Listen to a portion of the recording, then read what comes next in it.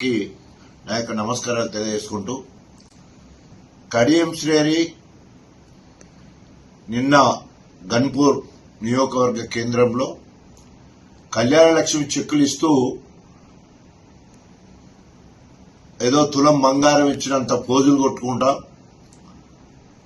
ఏం మాట్లాడాలో తోయక పిచ్చిలేసినట్లు మరి కల్వకుంట్ల కుటుంబం గురించి మాట్లాడినట్టు తెలుస్తా ఉంది.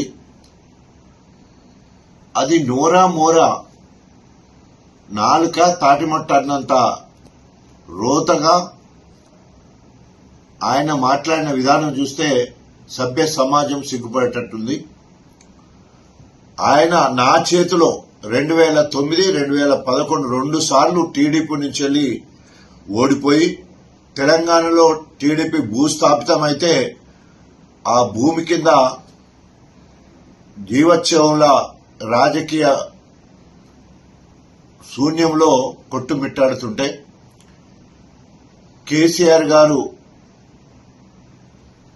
దయాదాక్షిణ్యాలతో ఆయనను టీఆర్ఎస్ పార్టీలో చేర్చుకోవడమే కాకుండా తన జీవితంలోనే అత్యుత్తమమైన డిప్యూటీ సీఎం పదవిచ్చి, అంతకుముందే ఎంపీ ఇచ్చి, 2 సార్లు ఎమ్మెల్సీ ఇచ్చి, విద్యాశాఖ మంత్రి ఇచ్చి 10 సంవత్సరాలు ఫ్రీగా ఉండకుండా అన్ని చట్టసభల్లో పనిచేసే విధంగా కార్యక్రమం చేసి ఆఖరికి ఎగనామాలు చెప్పి పోయే ముందు కూడా ఆయన బీఆర్ఎస్ పార్టీ ఎమ్మెల్యేగానే బయటికి పోవడం జరిగింది.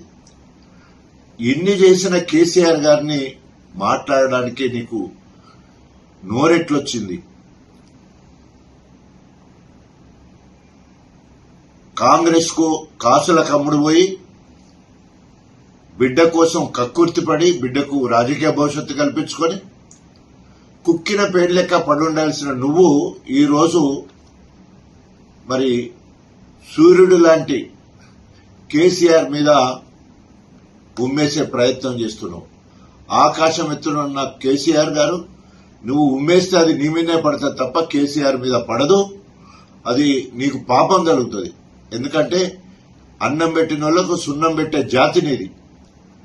నీ నోటినే అన్నావు కదా కేసీఆర్ గారిని జాతిపిత అని, తెలంగాణ జాతిపిత అన్నావు. తర్వాత కాళేశ్వరం ప్రాజెక్టు వరప్రదాయని, మానస పుత్రిక అద్భుతము అని నువ్వే మాట్లాడి పవర్ పాయింట్ ప్రజెంటేషన్ కూడా చేసినావు కదా. మళ్లీ ఇవాళ కూలే కాళేశ్వరాన్ని మాట్లాడడానికి నీకు నోరెట్లొచ్చింది కడియం శ్రేయర్ గారు? అరే నువ్వు ఒకవేళ కనుక నీకు లోకల్ బాడీ ఎన్నికల్లో సర్పంచులు గెలిచినాం, మున్సిపాలిటీలు గెలిచినాం, బై ఎలక్షన్ లో జూబ్లీహిల్స్ తర్వాత అక్కడ కంటోన్మెంట్ గెలిచినావు అంటున్నావు కదా. మరి ఇంకెందుకు ఆలస్యం చేస్తున్నావు? ఎట్లా గెలుతావు కదా నువ్వు, వెంటనే రాజీనామా చేయి నువ్వు. ఎందుకంటే అది హైదరాబాద్కు వస్తే అసెంబ్లీలోనేమో నేను బీఆర్ఎస్ ఎమ్మెల్యేనంటావు, గన్పూర్కి వస్తే కాంగ్రెస్ ఎమ్మెల్యేక్క కారు కూతలు కూస్తా ఉంటావు. ఇదెక్కడి న్యాయం నీకు? ఇదెక్కడి ప్రజాస్వామ్యము?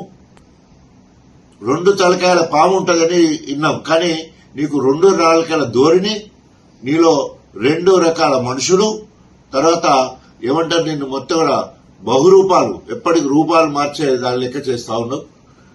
ఈరోజు పిలిచి నీకు అన్ని రకాల పదవులు ఇస్తే ఏదో అంటారు కదా పాలు పోసి పెంచితే పామే కాటేసినట్టు ఈరోజు కేసీఆర్ ను కాటేసినట్టు మాట్లాడడం నీకు తగదు కడియం శ్రేయర్ గారు. ఇప్పటికైనా నీకేమైనా చిత్తశుద్ధి కనుక ఉండేది ఉంటే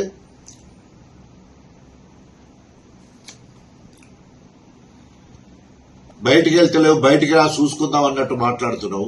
కేసీఆర్ గారిను డైరెక్ట్ గా చూసే దమ్మున్నదా? కేసీఆర్ గారిని చూస్తే నీ కాళ్ళు వణుకుతాయి, నీ బట్టల చుచ్చు పడుతుంది.